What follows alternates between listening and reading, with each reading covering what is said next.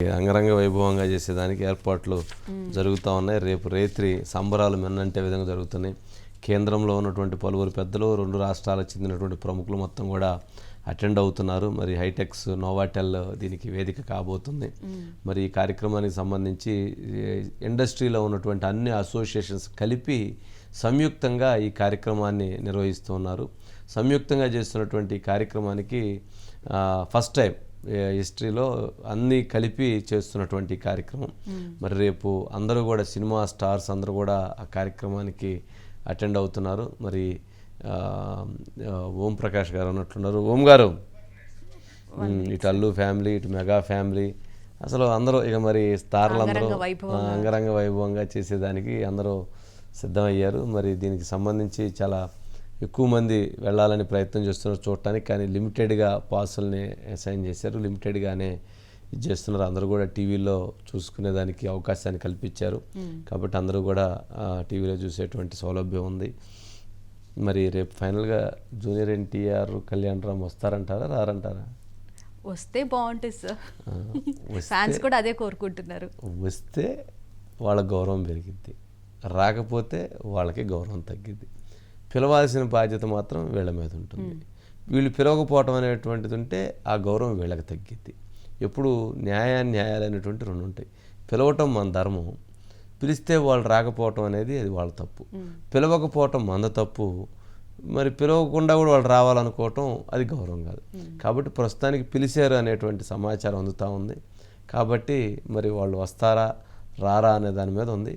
కాకపోయినా అంటే స్టార్స్ అందరూ ఇటు ఢిల్లీ నుంచి, ముంబై నుంచి, చెన్నై నుంచి దాదాపు చాలామంది స్టార్స్ వస్తున్నారు. అట్లాగే తెలుగు రాష్ట్రాలకు చెందిన ప్రముఖులందరూ కూడా హాజరవుతున్నటువంటి నేపథ్యంలో మాత్రం ఒక క్యూరియాసిటీ అయితే ఉన్నటువంటి పరిస్థితి ఉంది. ఓం గారు,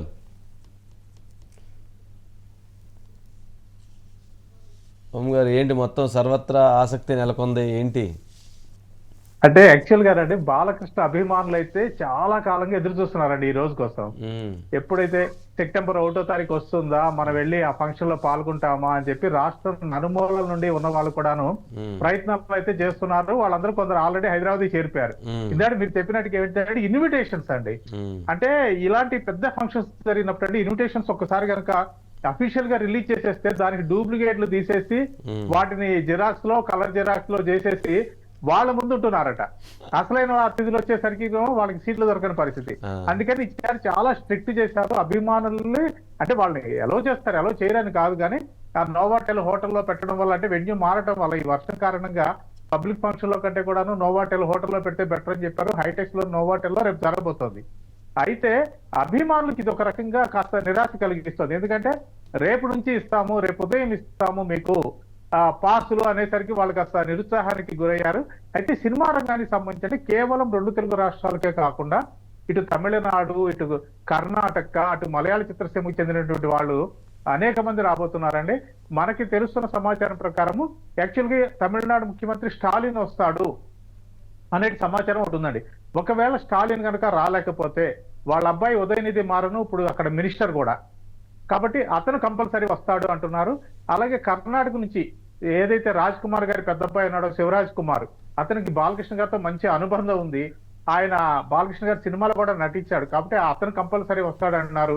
అలాగే దునియా విజయ్ అని చెప్పి బాలకృష్ణ సినిమాలో కూడా నటించాడు, అతను వస్తాడు అంటున్నారు. అలాగే తమిళనాడుకి సంబంధించి యువ నటులండి చాలా మంది వచ్చే ఆస్కారం ఉంది. ఇక్కడ కూడానండి ఒక ఆసక్తికరమైనది ఏంటంటే నందమూరి ఫ్యామిలీకి సంబంధించి జూనియర్ ఎన్టీఆర్ వస్తారా లేదా, కళ్యాణ్ రామ్ వస్తారా లేరా, అలాగే మెగాస్టార్ చిరంజీవి గారు, అల్లు అరవింద్ గారు ఆ వేదిక మీద కలిసినప్పుడు వాళ్ళు ఏం మాట్లాడుకోబోతున్నారు? ఎందుకంటే గత కొద్ది రోజులుగా మనం చూస్తున్నాం మాట్లాడుకోవడానికి కుదరదు కదా. అదే అంటే ఆ స్టేజ్ మీద వీళ్ళేం మాట్లాడతారు, వాళ్ళేం మాట్లాడతారు అని ఫ్యాన్స్ లో అండి ఒక రకమైనటువంటి ఆసక్తి అయితే నెలకొందండి. ఆ రకంగా ఎన్టీఆర్ గారి 100వ జయంతి ఉత్సవాలకు కూడా జూనియర్ ఎన్టీఆర్ హాజరు కాలేదు కదా. ఆ నేపథ్యంలోనే ఆయన మీద చాలా విమర్శలు వచ్చినాయి. సరే, ఆయన అందరూ ఒక వైపు వెళ్తే ఆయన ఇంకో వైపు వెళ్ళేటువంటి పరిస్థితి ఉన్నట్లుంది. బట్ కాకపోతే అందుకని ఆయన రాకపోవచ్చు అనే దానికే ఎక్కువ అవకాశం ఉంది. అదేంటి వాళ్ళ మదర్ది ఎల్లుండి 2వ తారీఖు పుట్టినరోజు సందర్భంగా ఎక్కడ టెంపుల్లో ఉన్నాను ఒక ఫోటో పెట్టి అభినందనలు తెలియజేశాడు. రేపు కాకపోతే రేపు ఒక అభినందనలు తెలియజేస్తూ ఒక ఎక్స్లో ఒక ట్వీట్ చేస్తారు. ఇప్పుడు అది కామన్ గా ఒకటి ఉంది కదా మనకి. అది ఏది మన కన్నడ హీరోతో కలిసి వాళ్ళ మదర్ తో కలిసి దేవాలయంలో ఉన్న ఫోటోని ఆల్రెడీ ఆయన పెట్టారంటే నేను ఇక్కడ ఊళ్ళో లేను అవేగా ఉన్నాను. అయితే రజనీకాంత్ అయితే సినిమా వాళ్ళు చాలా ప్లాన్ తో ఉంటారు. ఇంకా ఎక్కువ అంటే రాజకీయాలతో సంబంధం ఉన్న సినిమా వాళ్ళు అయితే ఇంకెక్కువ ప్లాన్ తో ఉంటారు. ఎందుకంటే మీరు ఇందాక చెప్పారే తెలుగుదేశం పార్టీకి సంబంధించినటువంటి కార్యక్రమాలకు కూడా ఆయన వెళ్ళలేదు అని, అప్పుడు కూడా ఆయన ఏదో రీజన్ చెప్తూ వచ్చారు. అది ఏది నాకు ఆ రోజు ఆల్రెడీ పుట్టినరోజు దూరంగా ఉన్నాను అంటే పుట్టినరోజు నాడు నేను అక్కడికి వెళుతున్నాను అని చెప్పారు అని చెప్పన్నారు. టీడీ జనార్దన్ గారు దానికి ఒక మాట అన్నారట, నువ్వు కావాలంటే ఇది ఎప్పుడేం చేసుకోవచ్చు కానీ ఇటువంటి శత జయంతి ఉత్సవం ఇంకెప్పుడు రాదు కదా బాబు, మీరు వస్తే చాలా సంతోషం బాగుంటుంది రమ్మని అని కూడా అన్నారట. చూస్తాను అన్నారంట. చూస్తాను కాదు మీరు ఖచ్చితంగా రావాలి అని కూడా టీడీ జనార్దన్ గారు ఆ రోజు ఇన్విటేషన్ ఆయనే కదా తీసుకొని వెళ్ళింది మన ఇంటర్వ్యూలో చెప్పాడు ఆయన. బట్ అయినా కానీ ఆయన రాలేదంటున్నారు. మంచి నటుడు, అద్భుతమైన తెలివి కలటువంటి వ్యక్తి, చాలా చురుకైనటువంటి వాడు, పదునైనటువంటి వాడు, చురకత్తి లాంటి వాడు.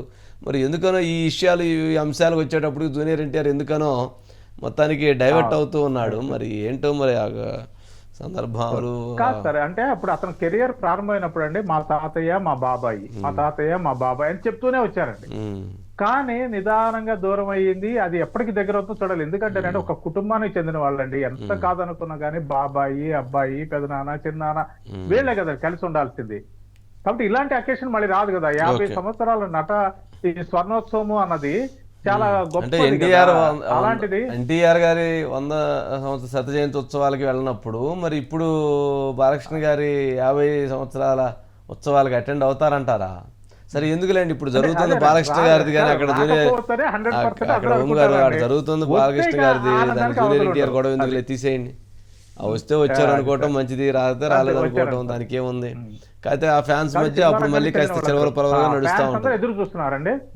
అలాగే సినిమా రంగానికి చెందిన వాళ్ళందరూ ఎవరైనా కలిసి ఉండాలని కోరుకుంటారు కదండి ఓం గారు, ఎవరైనా కలిసి ఉండాలని కోరుకుంటారు కదా. చిరంజీవి గారు అట్లాగే అల్లు అరవింద్ గారు ఫ్యామిలీస్ బాగా కలిసి ఉండాలని అందరూ కోరుకుంటారు. అట్లాగే బాలకృష్ణ గారు జూనియర్ ఎన్టీఆర్ గారు కలిసి ఉండాలనే కోరుకుంటారు.